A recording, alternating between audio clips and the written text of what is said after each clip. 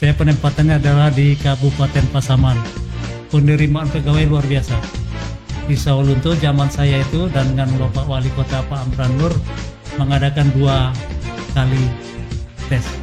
Nah, dimarahi sama gubernur. Jadi kan kepala daerah kita kan generasi milenial ya. Bukan kolonial. Iya. Milenial. Sekarang dipikir juga rumah Sawalunto habis nanti taspen. Sawalunto bapak gak kawin. Ya. Masuknya mudo, keluarnya gae. Nah, itu pas yang buat tuh. Pas benar. Pas sama saya, pas mana ya?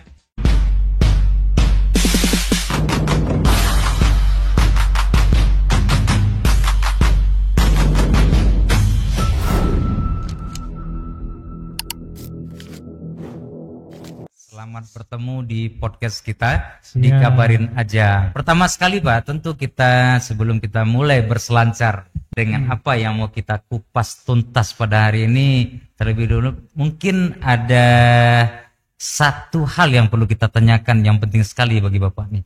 Kondisi kesehatan Bapak hari ini bagaimana ini? Alhamdulillah sehat ya, walaupun belakangan ini cuaca tidak mendukung ya. Iya. Tapi alhamdulillah ya Pak ya. Kadang panas, kadang hujan, ya. Alhamdulillah dengan kondisi Bapak. Kalau Bapak tidak sehat mungkin tidak sampai ke sini ya. Benar. Oke Bapak. Sebagai tokoh inspiratif. Ya. Jadi data kawan-kawan memperoleh dari histori pekerjaan Bapak dirangkum menjadi satu, kita dapatkan Bapak sudah mengabdi sebagai ASN di kota Sawalunto ini terutama ya Pak ya, sudah 31 tahun lamanya. Benar. Mungkin Bapak bisa menceritakan sejarah singkat mulai dari bagaimana Bapak diangkat sebagai ASN lalu sampai menjabat di menjabat di beberapa OPD yang tersebar di Sawalunto ini. Mungkin bisa Bapak sejarah singkat, silakan Bapak. Baik, pertama saya itu masuk pegawai melalui tes tahun 1993. 93. Ya, dan diangkat jadi CPNS 94. Nah, itu lulus ada rentang waktu 1 tahun. 94 langsung penempatan saya pertama itu sebenarnya bukan di Sawalunto. Saya penempatannya adalah di Kabupaten Pasaman. Oh iya, Kabupaten Pasaman ya Pak. Ya. Nah, setelah ada pertimbangan waktu Pasaman tahun 94, bayangkan saja ke Pasaman tuh dari Padang itu butuh waktu sekitar lebih kurang ya sekitar 6 sampai 7 8 jam. Nah, pertimbangan itu jauh. Nah, diuruslah perpindahan ke Sawalunto. Alhamdulillah dapat. Jadi saya 2 SK. SK penempatan pertama di Pasaman, SK penempatan kedua adalah di Kota Sawalunto. Nah, di Sawalunto awal karir adalah menjadi PLT Kasubag Informasi. Oh ya. Ya. Dan setelah diangkat, waktu itu masih eselon 4, diangkat jadi itu 96 itu setelah lulus CPNS dan diangkat 100%. Ya. Diangkat. Nah, tahun 97 dilantik menjadi Kasubag Informasi dan sekaligus PLT Kabak Hubungan Masyarakat Mas berbicara. Nah, rentang waktu dari 94 ke 2021 ada sekitar 29 tahun saya menjabat lagi di informasi. Nah, jadi kalau saya sudah 45 ya, 5 wali kota, Pak Subari Soekardi, Pak Amran Nur, Pak Ali Yusuf, Pak Dery Asta, tambah PJ, Pak Zenihan dan Pak Fauzan. Terakhir ini Pak, berarti sudah 7 kepala daerah sejak karir diangkat. Yang paling berkesan adalah diangkat di kepala kantor kepegawaian. Oh ya. Ya, itu 2003 diangkat. Nah, setelah itu salah satu Kasubag dulu masih kantor, masih eselon 3A, langsung PLT. Di sana lah mulai karir-karir di eselon 2. Sebelumnya juga di eselon 3 saya itu ada di PLT Kabak Humas, Kabak Organisasi dan Kabak Hukum di Sedako. Nah, setelah itu turun. Nah, ini turun menjadi biasa itu dalam karir itu kadang-kadang naik turun di pemerintahan. Saya jadi subit di Bapeda. Setelah itu baru diangkat menjadi PLT Kepala Kantor Kepegawaian. Itu yang berkesan. Karena waktu itu penerimaan pegawai luar biasa. Adanya namanya honorer dan ada CPNS. Itu luar biasa. Kerjanya luar biasa, pengalaman. Dan yang menarik adalah suatu kebijakan kita ambil waktu itu, daerah lain se-Indonesia hanya 1 kali tes tertulis. Di Sawalunto zaman saya itu dan dengan Bapak Wali Kota Pak Amran Nur mengadakan 2 kali tes. Itu suatu kebijakan yang bertentangan, boleh katakan tidak bertentangan, tapi aturan untuk melaksanakan tes 2 kali, 3 kali itu tidak ada diatur di kepala BK. Nah, kita ambil itu. Itu suatu terobosan saya waktu itu sampai saya dipetunkan oleh peserta dan juga ya dimarahi sama gubernur waktu itu, Pak Gubernur Pak Gamawan Fauzi. Itu luar biasa tuh, memperjuangkan bagaimana ya notabene-nya adalah warga Sawalunto bisa jadi. Padahal semuanya buat kebaikan ya Pak ya? Kebaikan. Untuk kebaikan dan kemajuan. Tapi ya. Itulah sekarang saya berjuang waktu itu. Setelah mereka duduk, ini yang tidak enaknya, lupa kulit sama kacang, ini dia. Mungkin itu dinamika kali Pak ya. Menarik sekali Pak. Tadi Bapak sampaikan yang pertama sekali diangkat itu di Pasaman. Pasaman Barat ya Pak? Masih Kabupaten Pasaman. Kabupaten Pasaman ya. Satu ya. Pemekaran baru 99 berapa dia? Ya, Kabupaten Pasaman. Yang tadi untuk pindah ke Sawalunto itu atau memang total ditempatkan di Sawalunto? Gimana itu Pak mau minta ada pindah? Tujuan lah. Tujuannya karena saya juga tamat sekolah SMA-nya di Sawalunto. Oke Bapak. Itu salah satu. Artinya secara daerah dan lingkup daerah Sawalunto saya udah kenal. Ya. Lebih menguasai ya Pak ya. Menguasai. Sudah beradaptasi dengan beberapa warga atau teman-teman lah. Kita itu berinteraksi. Jadi waktu sekolah di sini itu 1 tahun saya sekolah di Sawalunto. Dari tadi kita berbicara tentang bagaimana riwayat perjalanan Bapak dari diangkat menjadi ASN sampai kekinian. Mulai dari staf sampai eselon 4, diangkat eselon 3 hingga menjadi eselon 2 melalui proses yang begitu panjang. Dari ke seluruh jenjang yang Bapak alami itu, terpikir waktu itu untuk menikah itu di usia berapa itu? Ini karena keenakan dalam jabatan. Saya waktu itu juga Sespri Pak Subari Sukari. Kalau Sespri itu tahulah, itu kerjanya tidak pakai jam. Kadang-kadang saya jam malam, jam-jam 9, jam 10, nah itu dipanggil itu. Siapkan konsep pidato. Jadi lupa lah masalah itu. Kalau saya pacaran, pribadi saya pacaran udah lama. Ya, kuliah 86, meritnya 94 saya merit. 94. Kayaknya sampai di rumah nanti perlu dia lagi historinya. Itu dia. Karena sudah jadi pegawai, calon mertua itulah. Artinya pandangan ke kita kan lebih terhormat. Lebih terhormat, oke. Lah karajo minantu. Gitu ya. Artinya ada yang akan diberi nafkah untuk anaknya kan gitu. Maka datanglah keluarga calon mertua ini ke rumah. Kalau kami karena saya keturunan Batak atau Mandailing. Nah, yang melamar itu memang perempuan. Keluarga perempuan lah yang datang ke rumah. Akhirnya menikah juga ya Pak ya. Kalau istri ya berjumpa di kampus lah istilahnya. Satu angkatan di kampus. CLBK itu Pak. CLBK, cinta lama belum kelar itu Pak. Itu.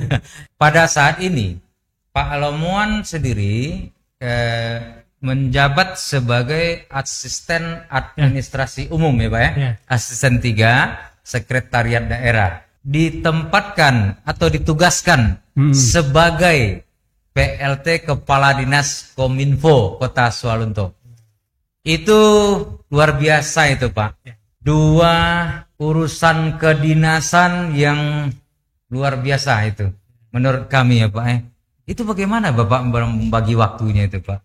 Agar semua urusan itu bisa terlaksanakan dengan sebaik-baiknya.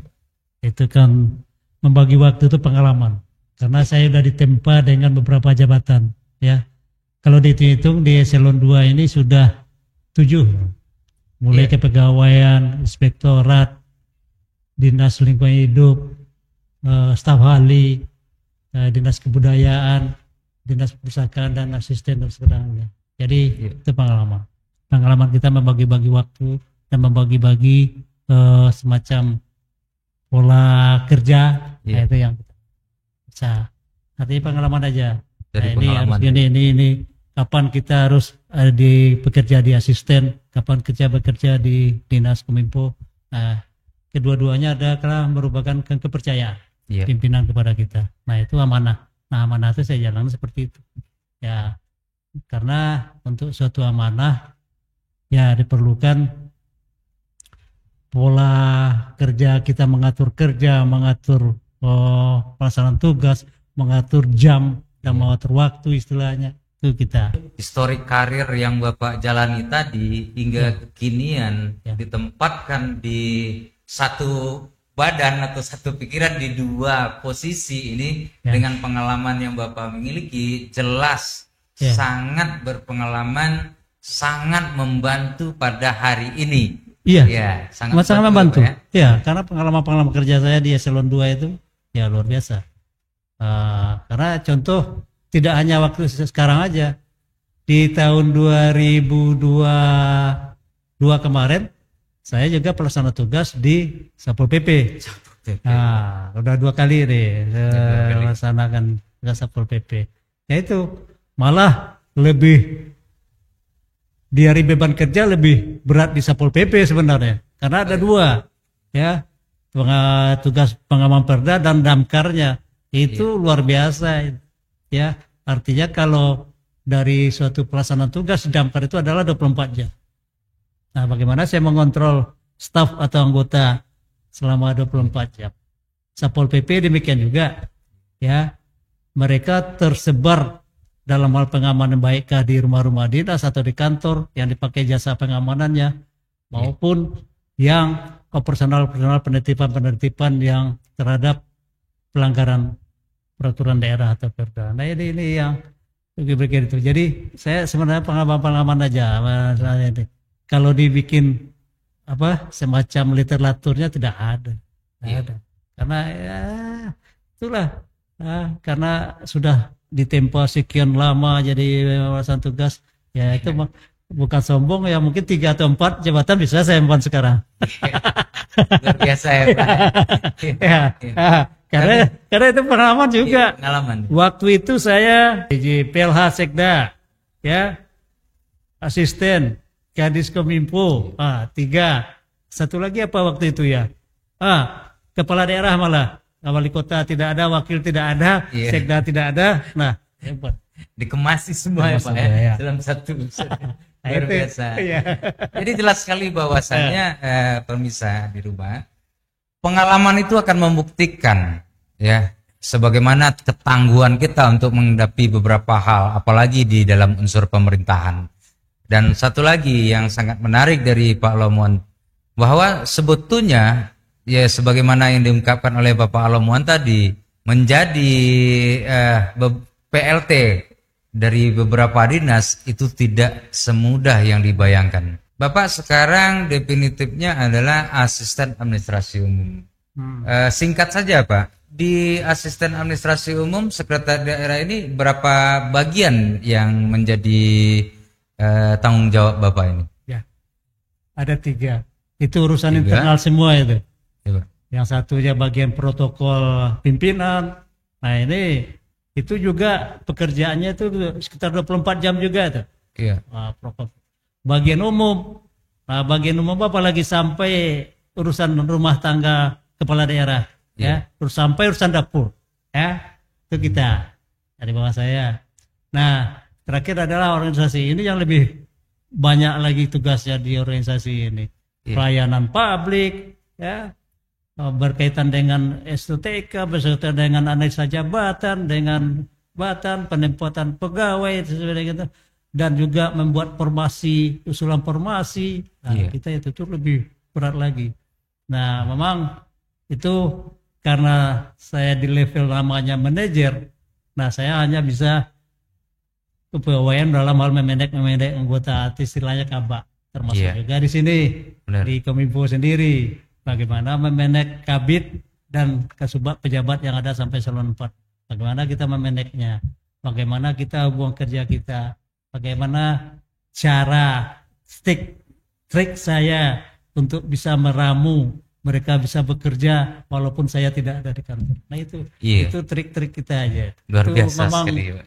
Tidak ada sekolah aja itu. Kembali ke tadi ya Pak, pengalaman intinya ya. Leadership, manajerial itu memang.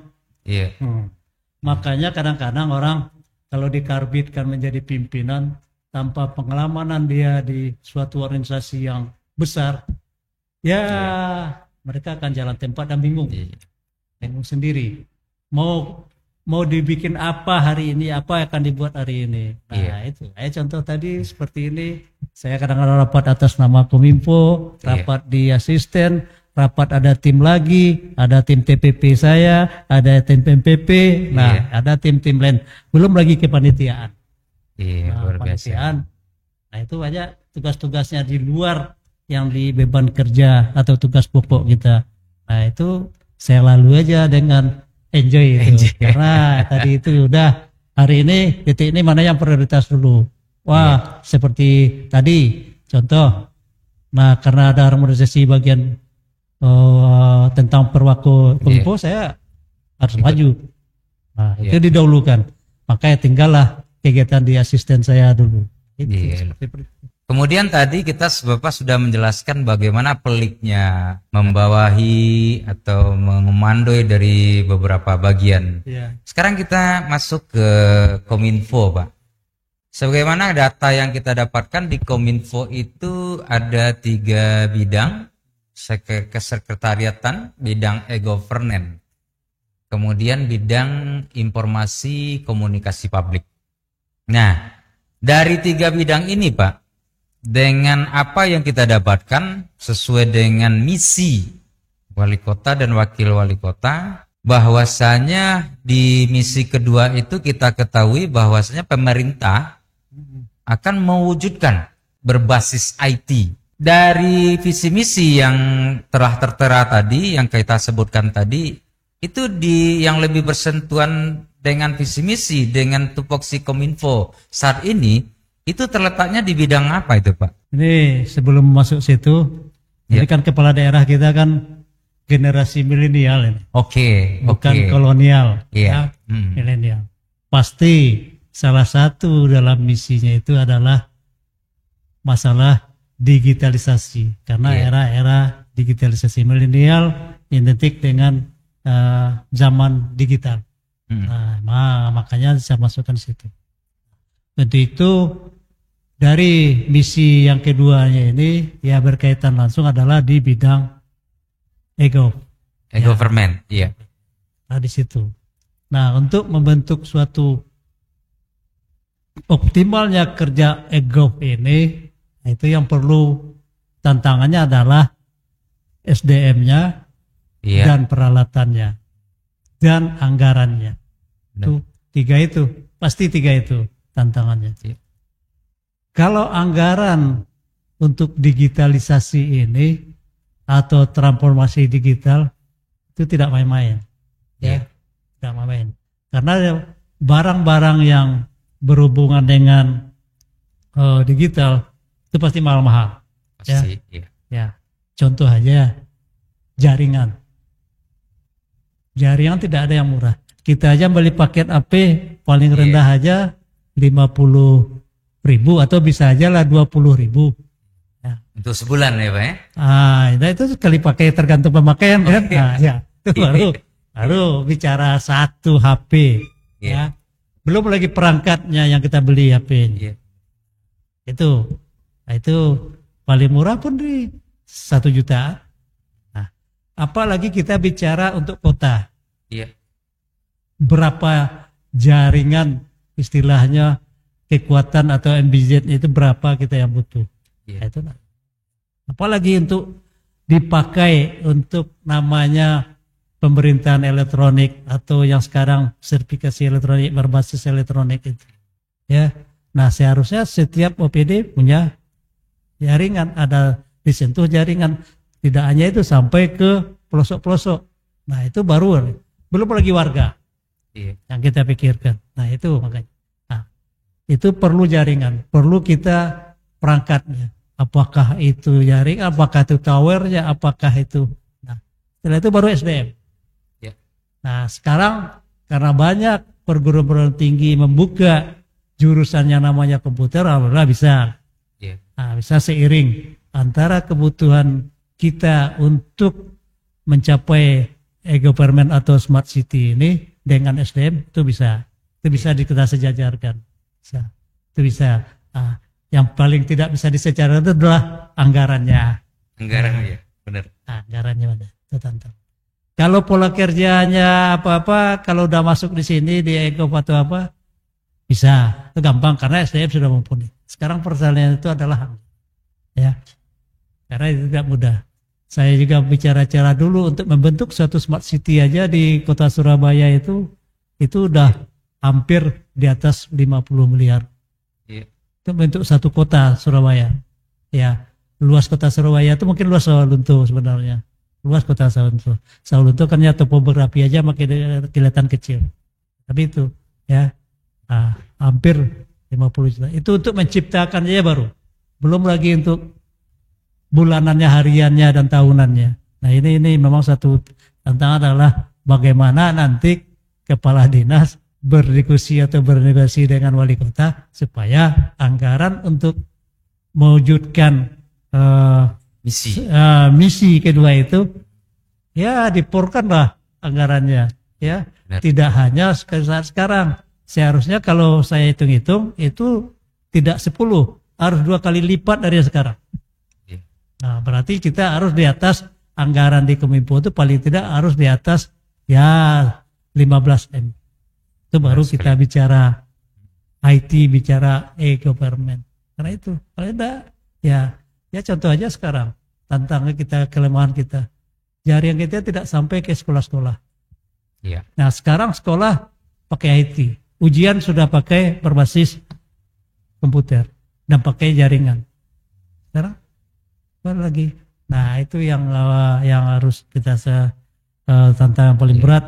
Nah, makanya kalau personil di Ego saya rasa sudah mampu ya, udah cukup ya. Karena kita sudah ada yang namanya programmer, yang sudah ada namanya yang berbasis apa nama istilah yang content creator. Ya itu sudah lengkap kita. Ya, karena dengan 2 atau 4 orang itu sudah selesai itu semua. Karena tugasnya kan itu aja. Nah, susah. Nah, disitulah kepiawaian nanti kepala dinas atau apa ya untuk menek tadi itu pekerjaan-pekerjaan dari top itu. Nah, menyeimbangkan antara kebutuhan-kebutuhan kota di bidang IT dengan anggaran dan SDM. Itu dia cara memanage. Itu yang manajer namanya bagaimana di jalan. Nah, artinya dengan posisi kita sekarang aja yang minim anggaran, kita masih bisa jalan. Walaupun istilahnya jalannya terseok-seok, kan gitu. Nah, terbentur ini, terbentur itu. Ya, nah, makanya kemarin kita menambah anggaran di perubahan ini, ya alhamdulillah Dewan setuju. Ya, itu tidak sedikit. Ya, untuk tambahan anggaran sekarang kita hampir 800 juta. Itu untuk mendukung kegiatan-kegiatan di bidang itu. Yang kedua di bidang, ini yang kurang jalan kita di bidang KPS-nya, public data apa informasi.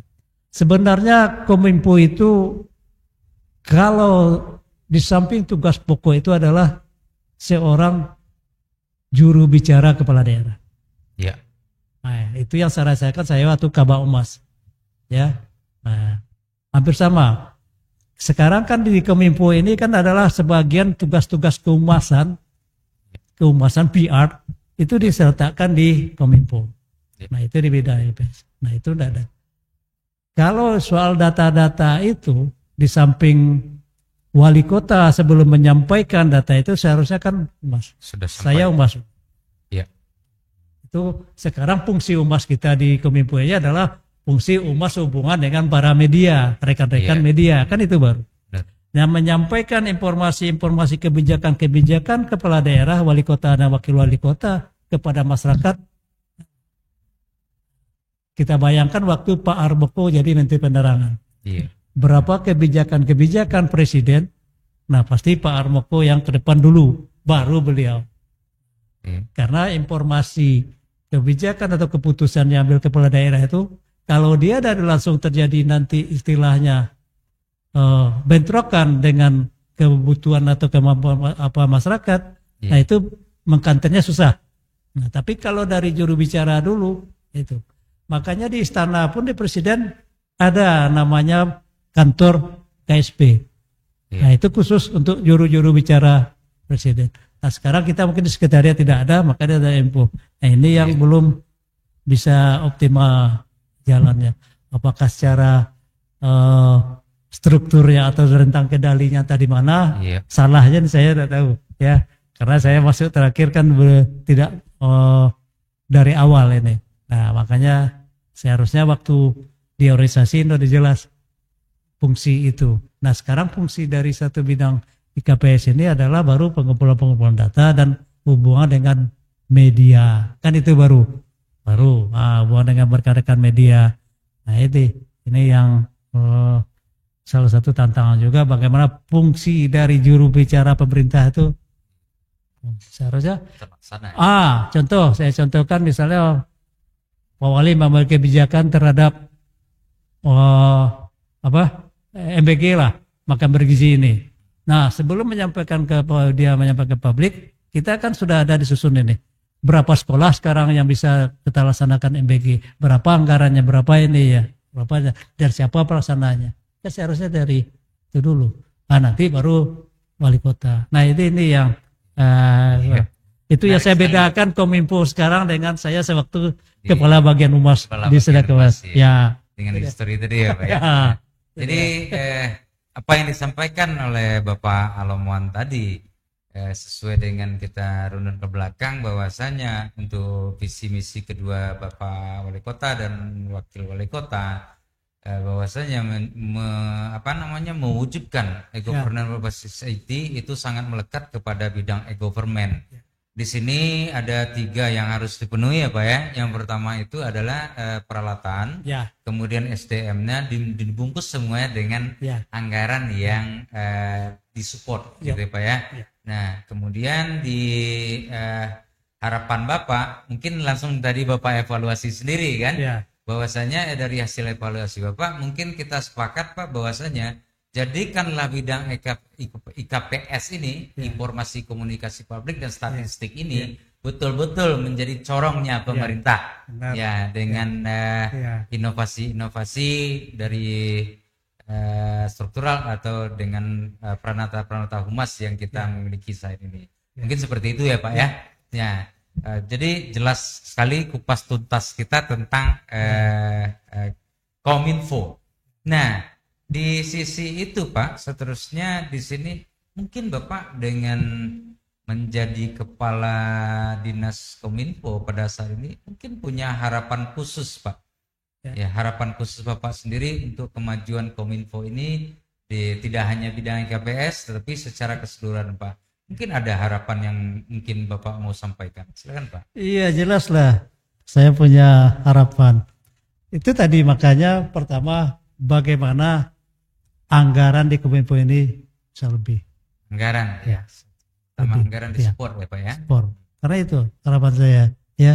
Karena mungkin kita berjalan di dunia digitalisasi dengan anggaran yang tidak mencukupi lah. Ya. Kita tidak bisa bergerak. Nah itu harapan. Ya, Kalau koordinasi dari SDM, saya udah nyatakan tadi bahwasanya udah bisa. Itu udah bisa kita. Ya. Itu aja orang hanya untuk mewujudkan smart city itu hanya 5 orang di Surabaya itu, bayangkan. Hanya 5, bukan PNS. Itu tenaga waktu Bu Risma itu diambil dari luar.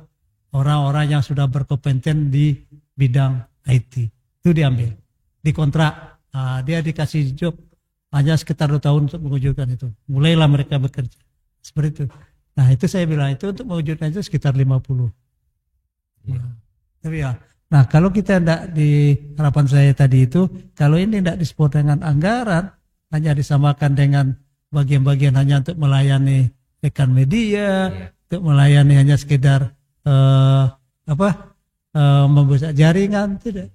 Nah contoh sekarang harapan untuk membuat programmer aja kita itu tidak ada standarnya.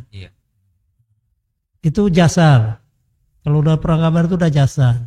Kalau di luar dia swasta seperti yang saya bilang di Surabaya itu programmer itu yang diambil. Profesional ya? Profesional. Nah dibayar.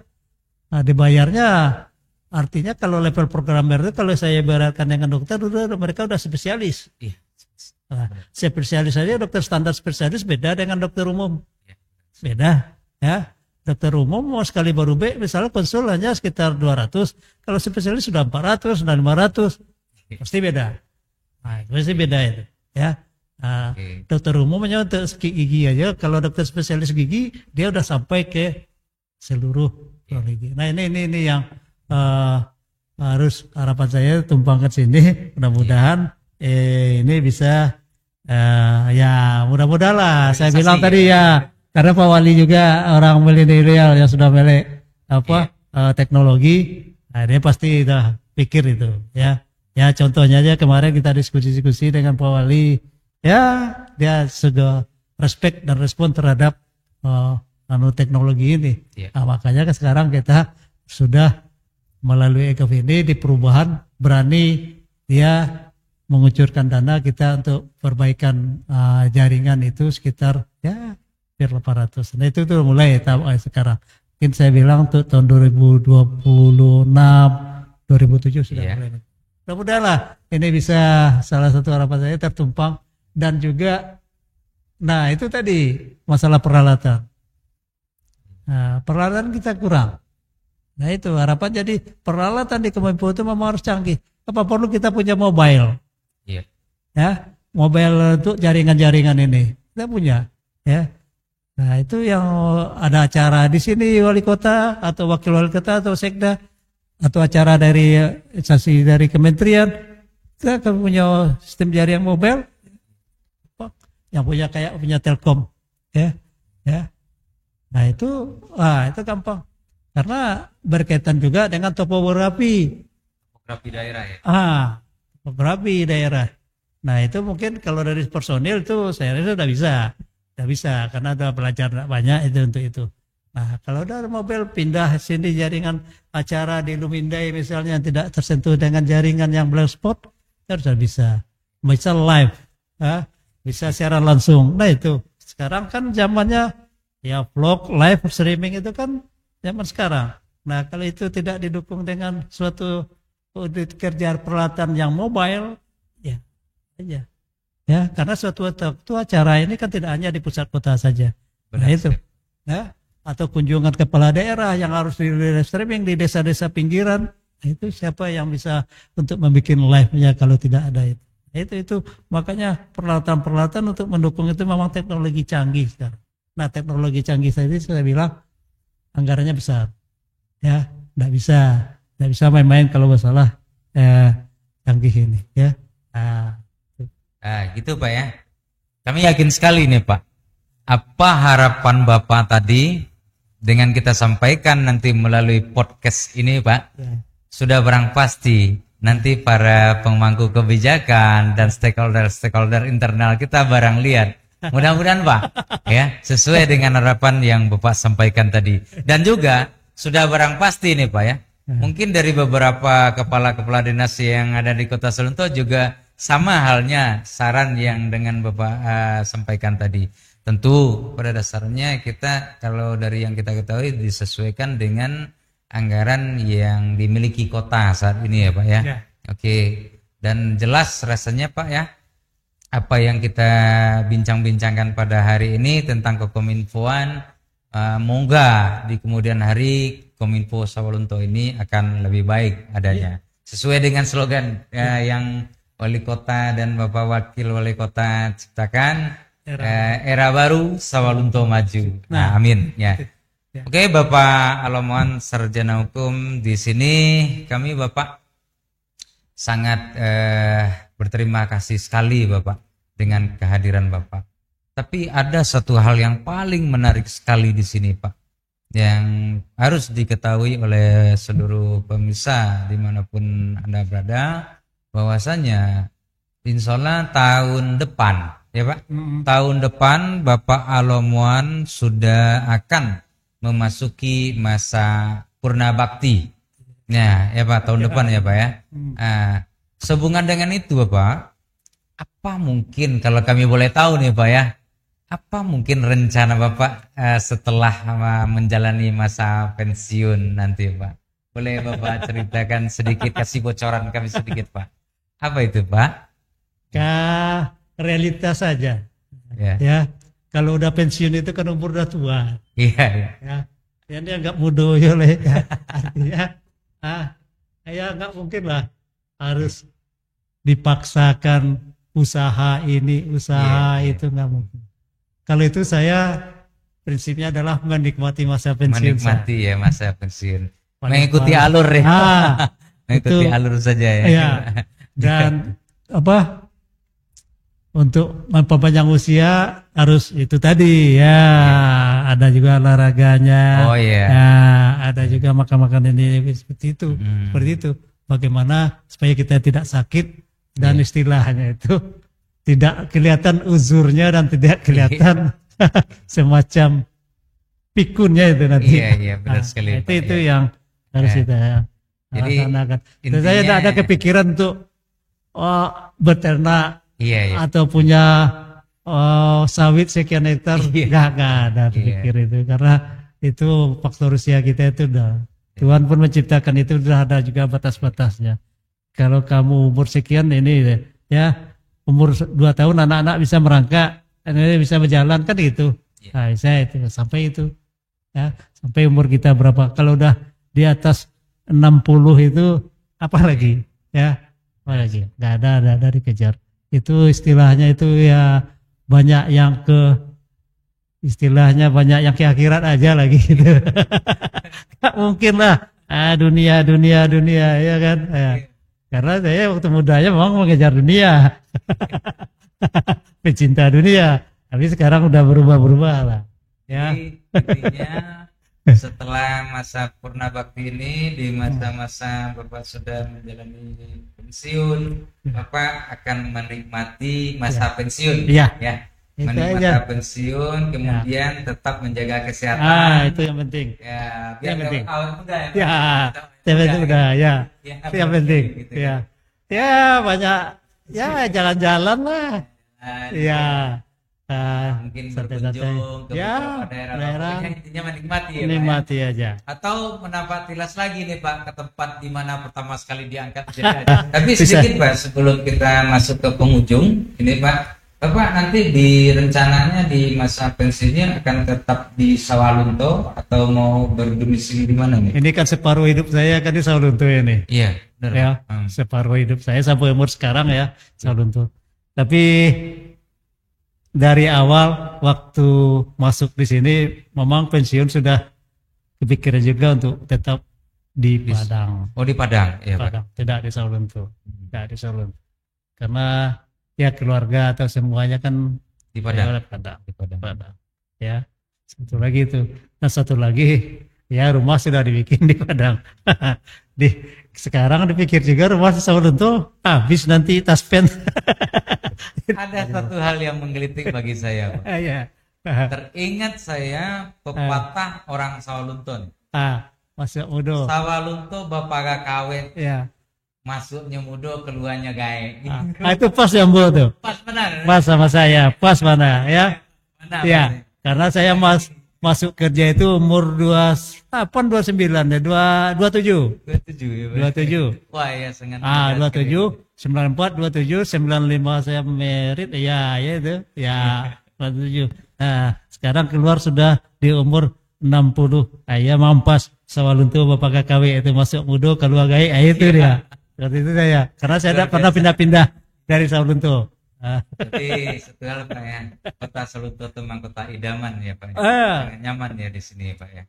Berdasarkan pengalaman pekerjaan saya lebih enjoy kerja di Sawalunto. Karena terus terang aja, saya udah banyak juga tawaran untuk pindah, terutama waktu daerah kampung saya di Bandida, itu baru pemekaran dari Tapsel. Nah waktu itu saya sudah kepala kepegawaian di sini.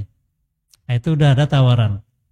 Nah dari bupatinya ya kebetulan keluarga juga, ya bupati.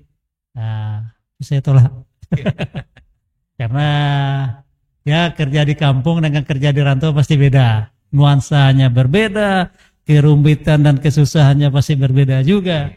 Ya kalau di kampung itu bekerja sudah terbayang saya itu berapa rumitnya masalah-masalah keluarga ini. Intensitasnya berbeda. Ya. Lebih banyak kita nanti nepotismenya. Nah, baik pemirsa, ya. Sesuai dengan apa yang dikupas oleh Pak Alamuan tadi, bahwasanya kalau Anda ingin mencari tempat kenyamanan, ya, wisata yang nyaman, ya untuk berliburan, silakan datang ke kota wisata tambang yang berbudaya, ya ini kota Sawalunto.